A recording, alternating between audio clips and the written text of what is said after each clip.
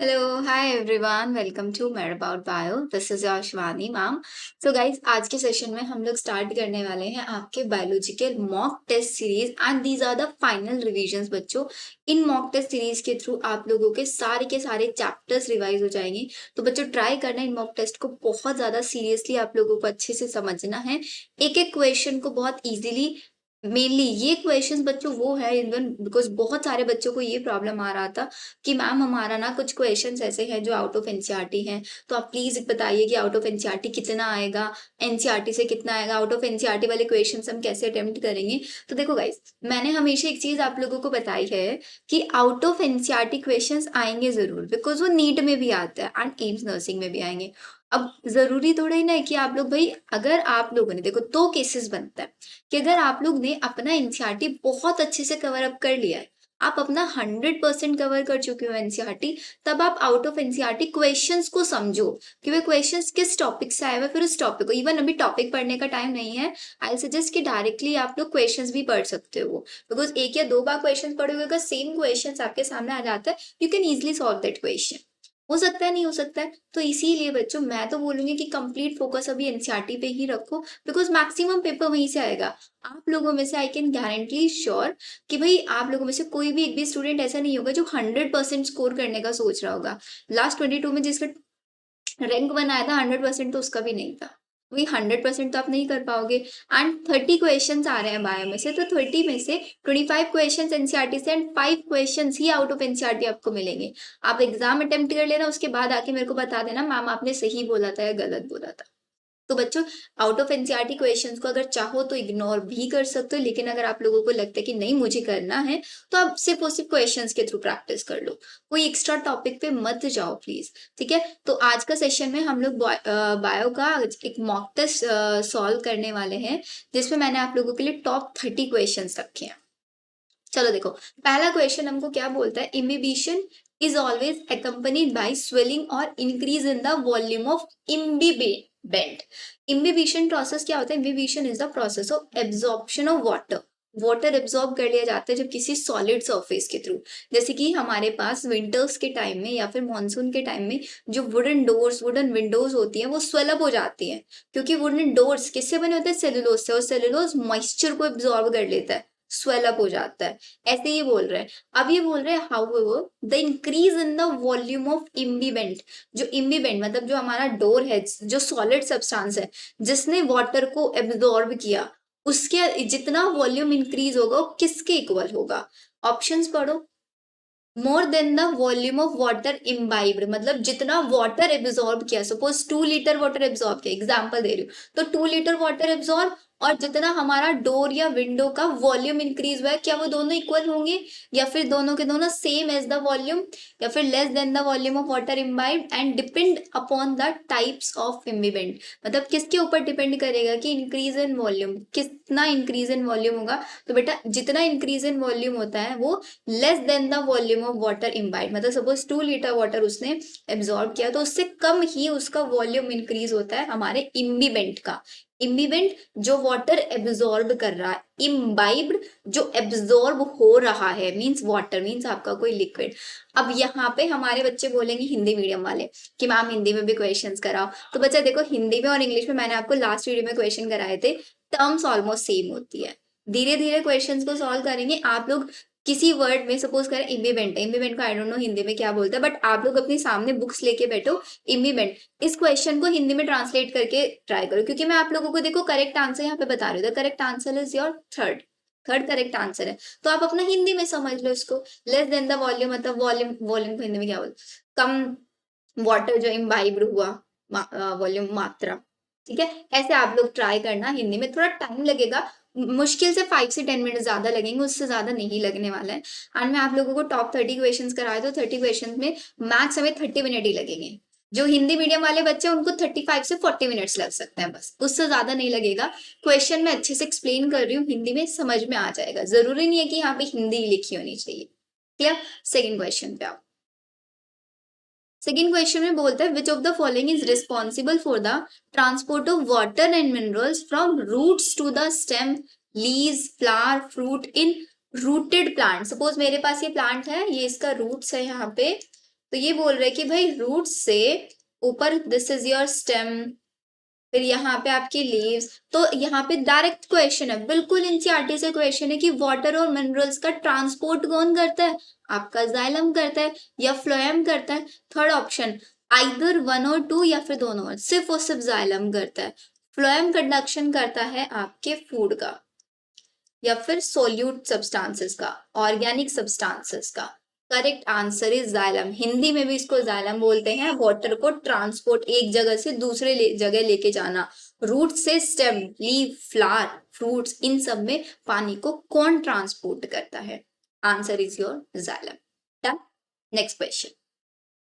Question number 3. Given diagram belong to bacteroids in nodules. Identify A and B. अब ये एक diagram आप लोगों को दिया हुआ है। इस डायग्राम, अब ये क्वेश्चन है बच्चों आपका मिनरल न्यूट्रिशन चैप्टर से। हिंदी मीडियम वाले बच्चे भी जरा ध्यान से समझ लेना। मिनरल न्यूट्रिशन चैप्टर में एक प्रोसेस है बच्चों, जहां पे आप लोगों ने लेग हीमोग्लोबिन के बारे में पढ़ा होगा। पिंक कलर का होता है, ऑक्सीजन स्कैवेंजर, ऑक्सीजन को सारा खा जाता है, स्कैवेंज कर जाता है, ताकि वहां पे एनारोबिक कंडीशन बन जाए। तो उसमें आपका ये डायग्राम दिया हुआ, ए और बी ऑप्शन आप लोगों से पूछा हुआ, ये क्या है?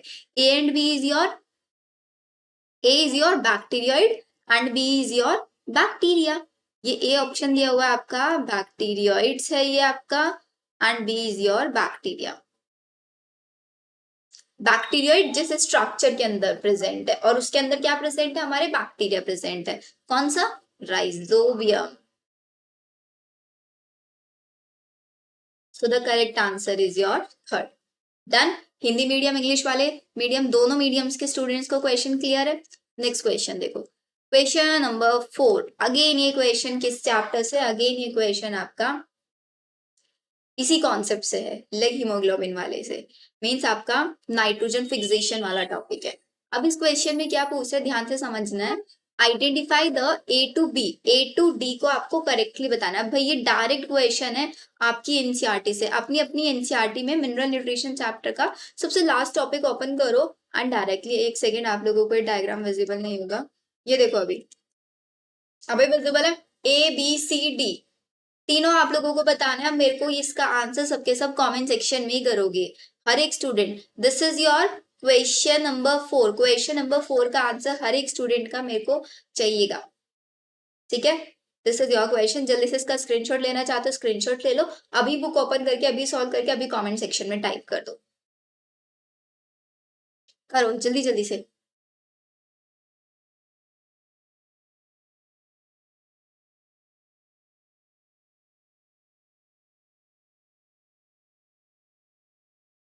Okay, next question. तो नेक्स्ट क्वेश्चन हमको कहता है with reference to factors affecting the rate of photosynthesis. मतलब ये क्वेश्चन किससे है? Photosynthesis in higher plant chapter से है। विद रेफरेंस टू फैक्टर्स, वो फैक्टर्स जो rate of photosynthesis, photosynthesis Hindi में आई गेस फोटोसिंथेसिस बोलता है। फोटोसिंथेसिस द प्रोसेस जिसमें जो प्लांट्स हैं अपना लाइट की हेल्प से, फोटो मतलब लाइट, सिंथेसिस किसका सिंथेसिस करता है? फूड का सिंथेसिस करता है। Which of the following statement is incorrect? अब photosynthesis in higher plant chapter का सबसे लास्ट में जाना, वहां पे rate of affecting, rate affecting the factors affecting rate of photosynthesis, ऐसे ऐसे करके आपको एक टॉपिक मिलेगा। उस टॉपिक में देखना एग्जैक्ट वैल्यूज दी हुई है बच्चों, कि हमारे पास फर्स्ट ऑप्शन में क्या बोलते हैं ये, कि light saturation for CO2 fixation occurs at 10% of full sunlight. जब 10% ऑफ फुल सनलाइट होता है तभी हमारे पास कार्बन डाइऑक्साइड का फिक्सेशन होता है। ये हमारे पास करेक्ट बोला है बिल्कुल इन्होंने। टोमेटो एक ग्रीन हाउस क्रॉप है which can be grown in CO2 enrich atmosphere for higher yield. मतलब अगर मैं चाहती हूँ कि भाई जो टोमेटो है उसकी बहुत ज्यादा यील्ड हो मेरे पास, यील्ड का मतलब होता है बहुत ज्यादा डेवलप हो, उसकी जो ग्रोथ है बहुत ज्यादा हो जाए। ग्रोथ मतलब ये नहीं कि बड़े बड़े साइज के टमाटो आने लग जाएंगे। अभी हमारे पास 1 किलो टमाटर आ रहे थे तो उस पर 2 kg आने शुरू हो जाए, इसको बोलते हैं यील्ड बढ़ना, ठीक है? तो अगर मैं उसको CO2 एनरिच मतलब ऐसे एटमॉस्फेयर में रखूं जहां पे CO2 बहुत ज्यादा है, तो मतलब ज्यादा कार्बन डाइऑक्साइड फिक्सेशन होगा, ज्यादा फोटोसिंथेसिस होगी और ज्यादा टोमेटो का फॉर्मेशन होगा। होगा या नहीं होगा? तो इसका मतलब सेकंड वाला भी हमारा सही है, करेक्ट है ये बिल्कुल। थर्ड वाला देखो, ये बोलते हैं कि जो C3 प्लांट्स हैं respond to higher temperature, C3 plants higher temperature respond करते हैं विद एनहेंस फोटोसिंथेसिस, जबकि C4 प्लांट्स लो टेम्परेचर या फिर ऑप्टिमम टेम्परेचर पे रिस्पॉन्ड करता है। Is this correct or not? जल्दी से बताओ, is this correct or not बच्चों? Let me know your answer जल्दी से। No, this is incorrect. So हमें इनकरेक्ट ही पिक करना था, हमारा करेक्ट आंसर हो गया थर्ड। लास्ट पढ़ लो, increasing atmosphere CO2 concentration up to 0.05% can enhance CO2 fixation rate. Direct NCERT की लाइन है, डायरेक्ट। क्लियर? तो बाकी सारे हमारे सही है एक्सेप्ट ऑप्शन नंबर 3। सबको समझ में आ गया है क्वेश्चन? क्वेश्चन नंबर 6 पे the process making major difference between C3 and C4 plant is. भाई C3 और C4 प्लांट में क्या डिफरेंस होता है? C3 का जो प्रोडक्ट होता है, फर्स्ट प्रोडक्ट, वो 3 कार्बन कंपाउंड होता है, C4 का 4 कार्बन कंपाउंड होता है। C3 एंड C4 दोनों के दोनों के अंदर डिफरेंस, प्रोसेस, कौन से प्रोसेस में डिफरेंस होता है? रेस्पिरेशन सेम होता है, Calvin cycle, photo respiration, exactly photo respiration. C3 plants and C4 plants में फोटो रेस्पिरेशन के बेसिस पे डिफरेंस होता है नहीं होता है? इनमें से एक प्लांट है जो फोटो रेस्पिरेशन कभी नहीं दिखाते, they never show photo respiration. कौन से प्लांट्स है आप लोग मेरे को बताओगे? कौन से प्लांट्स है C3 या C4 जिसमें से फोटो रेस्पिरेशन कभी नहीं होगा? फोटो रेस्पिरेशन मत समझते हो ना, lake of glucose. Lake of glucose मत लिखो, इसको एक वेस्टफुल प्रोसेस लिख लो। ये एक वेस्टफुल प्रोसेस है। वेस्टफुल प्रोसेस हम इसको क्यों कंसीडर करते हैं? क्योंकि हमें C3 और C4 साइकिल में ग्लूकोज बनाना है। फोटो रेस्पिरेशन अगर हो जाता है तो वहां पे ग्लूकोज नहीं बनता, कभी ग्लूकोज नहीं बनेगा, इसीलिए इसको वेस्टफुल प्रोसेस बोलता है। And the answer is photo respiration. Question number 7, this is incorrect statement for Krebs cycle. Krebs cycle के लिए इनकरेक्ट स्टेटमेंट आप लोगों को यहाँ पे पिक करना है। There are 3 points in the cycle where NAD positive reduce हो जाता है NADH plus H positive में। बच्चों what is Krebs cycle? Can anyone tell me what is Krebs cycle? Krebs cycle और C3 cycle क्या दोनों सेम होता है? Krebs cycle और TCA cycle दोनों सेम होता है।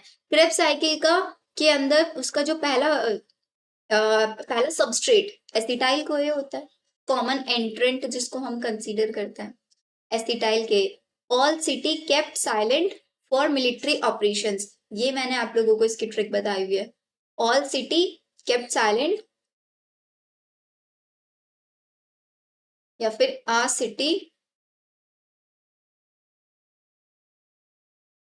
Kept silent for military operation. जिसको नहीं याद है वो समझ लो, ये मतलब एसिटाइल को है, सिटी सिट्रिक एसिड बनेगा, केप्ट अल्फा कीटोग्लूटारिक एसिड, फिर क्या बनेगा? Silent succinate. सबसे पहले सक्सीनाइल को ए बनेगा, फिर सक्सीनेट बनेगा, देन फ्यूमेरेट बनेगा, देन मिलिट्री मैलेट बनेगा, and operation oxalo acetic acid. Oxalo acetic acid, acetyl CoA के साथ ऑक्सैलो एसिटिक एसिड रिएक्ट करता है एंड सिट्रिक एसिड बनाता है, फिर उससे अल्फा कीटोग्लूटारिक एसिड बनता है। अल्फा कीटोग्लूटारिक एसिड से एक स्टेप पहले और एक स्टेप बाद दोनों स्टेप्स में NAD पॉजिटिव रिलीज होता है। तो हमारे पास यहाँ इस प्रोसेस के अंदर टोटल कितने NADP रिलीज होते हैं? टोटल हमारे पास 3 NADPH रिलीज होते हैं, 3 NADH रिलीज होता है। तो इसका मतलब there are 3 points in the cycle जहां पे NAD positive NADH plus H positive में रिड्यूस होता है, ये हमारे पास करेक्ट है। The cycle start with the condensation of acetyl CoA with pyruvic acid to yield citric acid. ये बोल रहे हैं कि हमारा जो एसिटाइल को है वो पायरुविक एसिड के साथ रिएक्ट करता है और तब हमारा क्या बना लेता है? सिट्रिक एसिड बना लेता है। क्या ये करेक्ट है? नहीं, अभी मैंने बताया कि भाई एसिटाइल कोई किसके साथ रिएक्ट करता है? ऑक्सैलो एसिटिक एसिड के साथ रिएक्ट करता है, तब सिट्रिक एसिड बनता है। तो दिस इज इनकरेक्ट। तो हमें क्या बताना था, इनकरेक्ट ही बताना था, हो गया हमारा। During the conversion of succinyl कोए से सक्सिनिक एसिड जब बनता है तो इसी को हम SLP बोलते हैं, substrate level phosphorylation. Substrate level phosphorylation वो स्टेप कंसीडर किया जाता है जिस स्टेप पे पहली बार डायरेक्ट एटीपी सिंथेसिस होता है, पहली बार डायरेक्ट एटीपी का सिंथेसिस होता है। And GTP is just similar to ATP, GTP ATP में सिमिलर होता है, तो एस से एस बन रहा है तो एटीपी का सिमिलर जीटीपी, इसलिए हम याद रखते हैं कि एस से एस बन रहा है, एटीपी का सिमिलर वाला इसी स्टेप में बनता है विच इज जीटीपी। और जब मेरा फ्यूमरेट बनता है ना यहाँ पे, ये सक्सीनेट से जब फ्यूमरेट बनता है तो यहाँ पे FADH2 रिलीज होता है, याद रखना है आपको। फ्यूमरेट से मैलेट बनता है, कुछ रिलीज नहीं होता। मैलेट से जब ऑक्सालो एसिटिक एसिड बनता है तब एक NADH रिलीज होता है और 2 NADH यहाँ पे, तो टोटल कितने हो गए, 3 हो गए। Done. Last step, there is one point in the cycle जहां पे FAD पॉजिटिव, कौन सा, जहां पे फ्यूमरेट बन रहा है, F4 फ्यूमरेट, F4 FADH2, जहां पे फ्यूमरेट बनेगा वहां पे FADH2 रिलीज होता है। सक्सिनाइल कोई से सक्सिनिक एसिड S से S बन रहा है तो ATP के सिमिलर वाला बनेगा, दिस इज GTP। बाकी सारे स्टेप सही है एक्सेप्ट नंबर 2, क्योंकि अगर ये यहाँ पे पायरुविक एसिड की जगह ऑक्सालो एसिटिक एसिड लिख देते हमारा ये भी सही हो जाता। करेक्ट। नेक्स्ट क्वेश्चन देखो, क्वेश्चन नंबर 8 में क्या बोलते हैं, match the following option and select the correct option. Photolysis of water, photolysis of water के लिए रिस्पॉन्सिबल कौन होता है, मैग्नीज आयन होता है बच्चों, बहुत इंपॉर्टेंट है, नीट में भी क्वेश्चन आता है। फोटोलाइसिस ऑफ वाटर हमारा किसके अंदर होता है, नॉन साइक्लिक फोटोफॉस्फोराइलेशन के अंदर हम कराते हैं, क्योंकि हर बार मेरे को दो दो इलेक्ट्रॉन्स की जरूरत पड़ती है, वहां पे नॉन साइक्लिक है, इलेक्ट्रॉन्स रिसाइकिल नहीं होते, तो ए का होना चाहिए सेकेंड, ए का सेकेंड ए ऑप्शन में, थर्ड ऑप्शन में। आगे बढ़ो, कार्बोक्सिलेशन ऑफ RuBP, रुबिस्को बाइफोस्फेट किसके अंदर होता है, रुबिस्को बाइफोस्फेट कैल्विन साइकिल के अंदर होता है, तो बी का क्या होना चाहिए हमारे पास, बी का थर्ड होना चाहिए, नहीं कैल्विन ना फोर्थ, बी का फोर्थ, तो बी का फोर्थ आंसर 1 हो गया। बाकी के ऑप्शंस पढ़ के देख लो, सब सही है, पढ़ो जरा एक बार बाकी के ऑप्शंस। डन, आगे चलो, अभी थोड़ा स्पीड से करता है question. Which of the following movement in plant is due to the increase concentration of oxygen. अगर हमारी प्लांट्स के अंदर ऑक्सीजन की कॉन्सेंट्रेशन बहुत ज्यादा इंक्रीज हो जाएगी, ऑक्सीजन क्या कराता है, ऑक्सीजन ग्रोथ कराता है, तो इसकी वजह से क्या होगा, movement of shoots toward the sucrose of light, toward the source of light, या फिर नाइक्टिनेस्टी होगा, मूवमेंट ऑफ सनफ्लावर टुवर्ड सन, या फिर ऑल ऑफ द, कौन सा ऑप्शन हो सकता है। ऑब्वियसली जो हमारा शूट है वो किसकी साइड बेंड कर जाएगा, जिधर से हमारा लाइट आ रहा है। यही इन्होंने एक्सपेरिमेंट भी करके देखा था, ऑक्सीजन वाला टॉपिक अगर आपने बहुत अच्छे से पढ़ा, फोटोट्रॉपिज्म ये हमें दिखाता है, phototropism. Primary growth of plant is contributed bye, plants की जो प्राइमरी ग्रोथ होती है वो कौन कराता है, हमारे प्राइमरी मेरिस्टेम्स कराता है। तो प्राइमरी मेरिस्टेम कौन है इसमें से, shoot apical meristem, root apical meristem, तीनों के तीनों प्राइमरी ग्रोथ के लिए रिस्पॉन्सिबल होता है। Answer is fourth. assertion and reason question, पहला assertion पढ़ो, the number of cells in a multicellular organism, एक multicellular organism के अंदर जो number of cells होती है is inversely proportional to the size of body, मतलब बॉडी का साइज छोटा है तो उसके अंदर मल्टीसेलुलर सेल्स ज्यादा होंगे, नंबर ऑफ सेल्स ज्यादा होंगी, साइज बड़ा है सेल्स कम होंगी। All of the cells in the biological world are of same size, but reason में बोल रहे हैं क्योंकि जो बड़ा इंडिविजुअल है उसके अंदर भी सेम नंबर ऑफ सेल्स मिलेंगी, छोटे वाले के अंदर भी सेम मिलेंगी, और रीजन में लिखता है कि भाई biological world are of the same size, जितनी भी सेल्स है पूरे बायोलॉजिकल वर्ल्ड में सेम, ये नहीं कोई बड़ी होती है कोई छोटी होती है। अब इसका आंसर आप बताओ सोच के क्या होना चाहिए। असर्शन बिल्कुल सही है बट रीजन गलत है, सेम साइज की नहीं होती सेल्स, जैसे कि सबसे बड़ा example longest cell neuron, nerve cell सबसे लॉन्गेस्ट होती है, सबसे smallest cell PPLO, size variation है या नहीं है, सेम साइज की थोड़ी ना है, तो असर्शन सही है रीजन गलत है। Correct answer is third. Smaller cells are usually metabolically active cells, जो छोटी सेल्स होती है उनका मेटाबॉलिज्म ज्यादा होता है, बिकॉज स्मॉलर सेल्स का जो न्यूक्लियस साइटोप्लाज्म रेशो होता है and surface ratio, surface volume ratio वो हायर होता है। ये कौन से चैप्टर से, सेल डिवीजन वाले चैप्टर से, बताओ उसका करेक्ट आंसर क्या होगा। एग्जैक्टली जो स्मॉलर सेल्स होती हैं उनका nucleus cytoplasm nucleus divided by cytoplasm ratio ज्यादा होता है और वॉल्यूम सरफेस वॉल्यूम रेशियो भी हाई होता है, जिसकी वजह से उनका मेटाबॉलिज्म रेट बढ़ जाता है। तो इसका करेक्ट आंसर होगा first.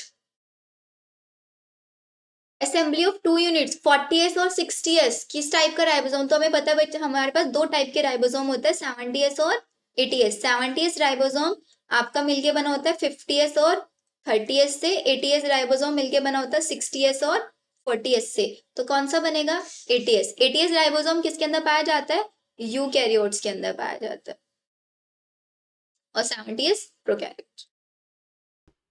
Next question, question number 14, cell membrane of eukaryotes is composed of, जो हमारे यूकैरियोट्स की जो सेल मेम्ब्रेन है लिपिड एंड प्रोटीन से मिलकर बनी होती है। सिंपल है, करेक्ट आंसर है second.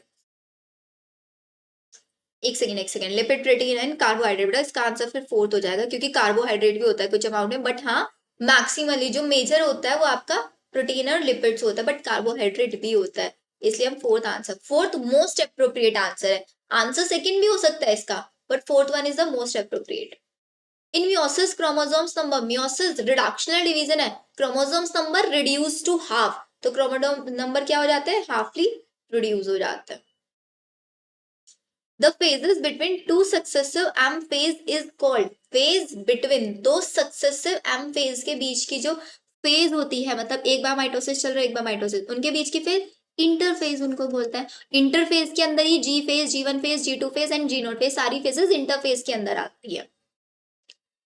Eight the end of meiosis two the number of haploid cells formed are, meiosis 2 के बाद कितनी हैप्लॉइड सेल्स मेरे पास बन के आती है, 4 या फिर 2, ऑब्वियसली 4 आती है क्योंकि मियोसिस 2 अकेला नहीं, मियोसिस 1 पहले हुआ होगा, 2 सेल वहां से बनी, तो मियोसिस 2 में 2 से 4 बन गए, इसलिए टोटल हमारे पास हो गई 4।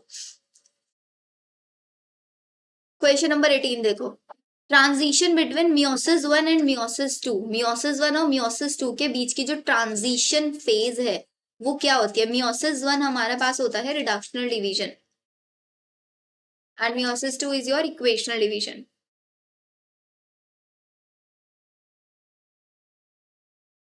तो इन दोनों के बीच की जो ट्रांजिशनल फेज होती है उसको हम बोलते हैं interkinesis.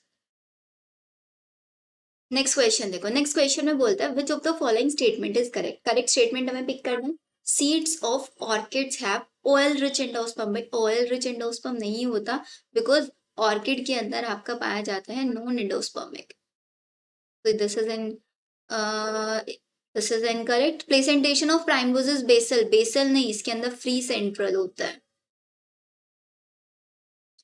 Flower of tulip is a modified, exactly जितने भी फ्लावर्स होते हैं सबके सब मॉडिफाइड शूट होता है, यही हमारा करेक्ट होगा, so the correct answer one is 3। Next question number 20, which of the following statement are correct, इनमें से करेक्ट स्टेटमेंट हमको पिक करना है। चलो स्टेटमेंट पढ़ते हैं। When a fruit develop from the inflorescence, जब भी कोई भी फ्रूट आपका इन्फ्लोरेसेंस से डेवलप करता है उसको कंपोजिट फ्रूट बोलते हैं। मीजोकार्प जो होता है वो एडिबल पार्ट होता है एप्पल के अंदर। गाइनो बेसिक स्टाइल जो होता है ओकीमम के अंदर देखा जाता है, ओसीमम इसको बोल देते हैं। हाइपेनथोडियम एक स्पेशल टाइप ऑफ इन्फ्लोरेसेंस है जो कि यूफोर्बिया स्पीसीज के अंदर पाया जाता है। तो अगर आप लोगों ने इस चैप्टर को, कौन सा चैप्टर है, morphology of flowering plant chapter, इसको अच्छे से पढ़ा होगा तो आप लोगों को पता होगा कि फ्रूट इन्फ्लोरेसेंस से डेवलप होता है कंपोजिट। एप्पल के अंदर मेसोकार्प एडिबल पार्ट नहीं होता। गाइनिको बेसिक स्टाइल जो होता है ओसीमम के अंदर ही पाया जाता है, बट हाइपोथोडियम आपका यूफोर्बिया स्पीसीज के अंदर नहीं पाया जाता। तो कौन कौन सा करेक्ट है मेरे पास, ए करेक्ट है, मतलब first correct and third correct है, first and third are the correct in second. Clear. Next question 21, the main function of the roots, roots का काम होता है वाटर एब्जॉर्ब करना एंड उसको ट्रांसपोर्ट करना, absorption of water and mineral, proper anchorage plant को provide कराते हैं, reserve food material and synthesis plant, सारे हैं all of the above. 22, which of the following are floral character of Malvaceae family, का floral character आपको बताना है। तो बच्चे थोड़ा सा डिटेल क्वेश्चन हो गया। मालवेसी फैमिली के अंदर जो होते हैं आपका सबसे पहला उसकी सिमेट्री, एक्टिनोमॉर्फिक सिमेट्री उसके अंदर पाई जाती है। पहले में भी एक्टिनोमॉर्फिक एग्जैक्टली, उसके अंदर सुपीरियर ओवरी पाई जाती है, सुपीरियर ओवरी है। हर्माफ्रोडाइट वो हमारे पास होता है, उसके अंदर जो पेटल्स पाए जाते हैं 5 पेटल्स पाए जाते हैं। इट मीन्स वो क्या होना चाहिए, पेंटामेरस होना चाहिए। फर्स्ट में टेट्रामेरस दिया हुआ है, सेकंड में कंपाउंड स्पाइक फ्लावर ब्रैक ब्रैक्टियोलेट बायोनिसेक्सुअल, नहीं सेकंड हर्माफ्रोडाइट होता है तो सेकंड में नहीं होगा। थर्ड वाले में हर्माफ्रोडाइट है but zygomorphic no, actinomorphic pentamerous, fourth वाला हमारा करेक्ट आंसर होगा। फिर fourth one is correct answer. 23 which is not a characteristic of plant cell wall, इसमें से कौन सा कैरेक्टरिस्टिक नहीं है मेरे पास प्लांट सेल वॉल का, कौन सा नहीं है बच्चों, plant cell wall found only in the sporophytic phase of life cycle, life cycle के सिर्फ स्पोरोफिटिक फेज में पाई जाती है। Among other compounds contain compound build of simple sugar, may contain enzyme जो बायोलॉजिकली एक्टिविटी भी कर सकते हैं, ऑफन कंटेन स्ट्रेंथनिंग पॉलीमर्स इनके अंदर, नॉट बताना है बच्चों इसके अंदर से, तो ऑब्वियसली ये बोल रहे हैं कि सिर्फ उस स्पोरोफिटिक फेज में लाइफ साइकिल, ऐसा नहीं है, प्लांट की स्पोरोफिटिक गैमेटोफिटिक हर किसी में पाई जाती है। This is the incorrect.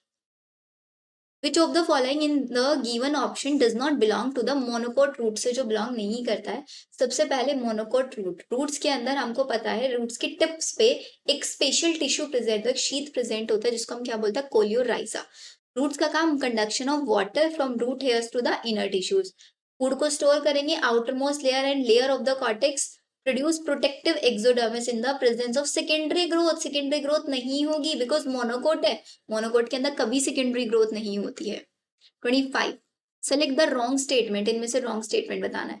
Primary और secondary phloem get crushed during secondary growth, जब हमारे पास सेकेंडरी ग्रोथ हो रही थी तो जो प्राइमरी और सेकेंडरी फ्लोएम तो क्रश आउट हो गए थे बिकॉज बाहर बहुत ज्यादा प्रेशर जनरेट हो रहा था, ठीक है। तो बट इसमें हम लोगों को पता है कि जो क्रश आउट सेल्स थे बच्चों, वो कौन से थे, वो क्रश आउट हमारे जो आउटर लेयर बन रही थी हमारी वो क्रश हुआ था, मतलब एपिडर्मिस क्रश हुआ था, जिसके क्रश आउट होने की वजह से क्या बन गया था, वहां पे लेंटिकल्स बन गए थे, लेंथ शेप ओपनिंग्स बन गए थे।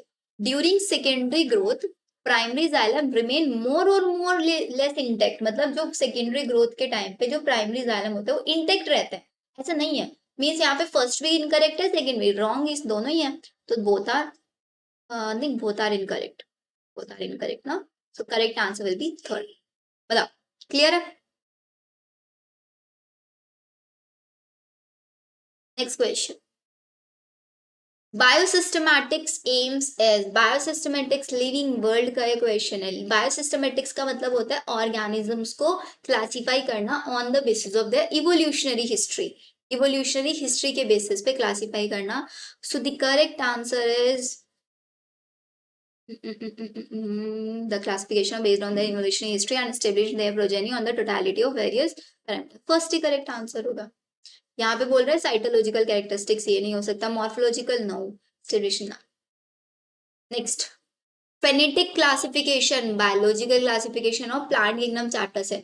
फेनेटिक क्लासिफिकेशन में ऑब्जर्वेबल कैरेक्टर्स को हम स्टडी करते हैं सारे के सारे, मींस ये हमारा phenetic classification is also known as artificial system of classification. So correct answer is the first. Second one, 28. Read the following statement about bacteria and select the correct option, in statement को पढ़ो and correct बताना है। Bacteria simple structure होती है but complex in behaviour होता है, this is correct. Bacteria complex नहीं, bacteria are simple in both, no, direct NCERT की लाइन है बच्चों, correct is 1। 29. State whether the given statement are true और फॉल्स, इसमें से ट्रू और फॉल्स बताया। 5 kingdom classification did not differentiate between heterotrophic group fungi autotrophic green plants, तो they show are characteristic difference in their wall, इन्होंने इनको differentiate, fungi को अलग रखा था, ऑटोट्रॉफिक ग्रीन प्लांट्स को अलग रखा था। सेकंड पढ़ो, फंजाई की सेल वॉल काइटिन से बनी होती है व्हाइल द ग्रीन प्लांट्स की सेल वॉल, सेकंड तो गारंटेड सही है मेरे पास। अब इस वाले क्वेश्चन में कौन बताएगा कि इसका ये वाला सही है या नहीं है हमारे पास। First, did not differentiated between the heterotrophic groups जैसे कि fungi, autotrophic green plants, heterotrophic group को उन्होंने डिफरेंशिएट नहीं किया था, तो फर्स्ट मेरे पास ट्रू है और सेकंड वन भी ट्रू है, तो first and second both are true, the correct answer is third. 30. Which one of the following pair of plants are not seed producers, इनमें से कौन से seed producers नहीं है, मतलब हमारे पास एंजियोस्पर्म्स और जिम्नोस्पर्म्स के अंदर नहीं आते। टेरिडोफाइट पिक कर लो इसमें से, बिकॉज टेरिडोफाइट्स के अंदर सीड्स नहीं बनते थे, तो correct one is fun and funeria because it is a terrified. Done. 30 questions in 30 minutes. बहुत इजीली मैंने आप लोगों को ट्राई किया क्वेश्चंस को समझाने का, ज्यादा टाइम, ज्यादा डिटेल एक्सप्लेनेशन, बिकॉज मुझे पता है आप लोग पढ़ चुके हो। अब एक टास्क आप लोगों को मैंने पूरे इस सीरीज में एक क्वेश्चन सॉल्व करने के लिए दिया है। आई गेस 2 क्वेश्चन पूछे थे, वो आप लोगों को करना है, कमेंट सेक्शन में बताना है। एक और चीज, इन 30 क्वेश्चंस में से एक क्वेश्चन ऐसा है जिसको मैंने इनकरेक्ट मार्क किया है। आप लोगों को पिक करना है वो कौन सा क्वेश्चन है जिसका आंसर मैंने आप लोगों को गलत बताया। This is the challenge for all of you जो भी इस वीडियो को देख रहे हैं। लेट्स सी कितने स्टूडेंट्स वीडियो को सिर्फ जो मैम ने बता दिया, किसी भी टीचर ने बता दिया, बस उसको कैच कर लेते हैं। वो ये नहीं देखते कि टीचर आपको सही बता रहे हैं या नहीं बता रहे हैं, कॉन्ट्रडिक्ट नहीं करते बहुत सारे बच्चे। तो आई वांट कि मेरे जितने भी स्टूडेंट्स है ना, वो ये नहीं कि टीचर ने जो पढ़ा दिया ना बिल्कुल बस पढ़ते चले गए, सही है गलत है कुछ नहीं पता। मुझे ऐसे स्टूडेंट्स चाहिए जो टीचर्स की गलतियां पिक करे। जैसे लास्ट वीडियो में मैंने एक वर्टिब्रल कॉलम वाला जो क्वेश्चन था उसमें मिस्टेक किया था, सब स्टूडेंट्स ने वो पिक किया एंड वो देख के seriously I was very happy. Same इस वीडियो के अंदर भी एक क्वेश्चन में मिस्टेक है, सिर्फ एक ही क्वेश्चन में, चलो इतना भी बता दिया। वो मिस्टेक क्या है आप लोगों को पिक करना और मेरे को कमेंट सेक्शन में, ठीक है। जो वीडियो एंड तक देखेगा उसी को पता चलने वाला है कि मैम ने मिस्टेक किया है, और जो वीडियो एंड तक नहीं देखेगा उसको पता ही नहीं चलेगा कि मिस्टेक है या नहीं है, वो डायरेक्टली उसी आंसर उसको पिक करके आ जाए। हो सकता है डायरेक्ट क्वेश्चन एग्जाम में आ जाए और आप वही जो मैंने रॉन्ग मार्क कराया वही आप पिक करके आ जाओ। ऐसी गलतियां नहीं करनी है, थोड़ा सा स्मार्टली एंड अच्छे से पढ़ाई किया करो। ये हमारे पास फर्स्ट सीरीज हो गया। अब नेक्स्ट सीरीज में मैं अगेन आप लोगों को 30 क्वेश्चंस कराऊंगी। ये सारे के सारे क्वेश्चंस बॉटनी पार्ट से थे। 30 क्वेश्चंस मैं आपको लोगों को जूलॉजी सेक्शन से कराऊंगी, जो कि वीडियो आज आपको इवनिंग तक मिल जाएगी। एक वीडियो मॉर्निंग में, एक वीडियो इवनिंग में। अब डेली 2-2 वीडियोस मिलेंगे, बट आप लोगों को वीडियोस को शेयर करते रहना है। अपना फीडबैक जो भी है, अपना मोटिवेशन टीचर को देते रहना है, बिकॉज जैसे आप लोगों के व्यूज, आप लोग रिस्पॉन्स कर रहे हो वीडियोस पे, आप लोग डिमांड कर रहे हो मैम मॉक टेस्ट शेयर करो हमारे लिए, आपकी वीडियोस बहुत हेल्पफुल है, ये अप्रिसिएशन से मैं मोटिवेट होती हूँ।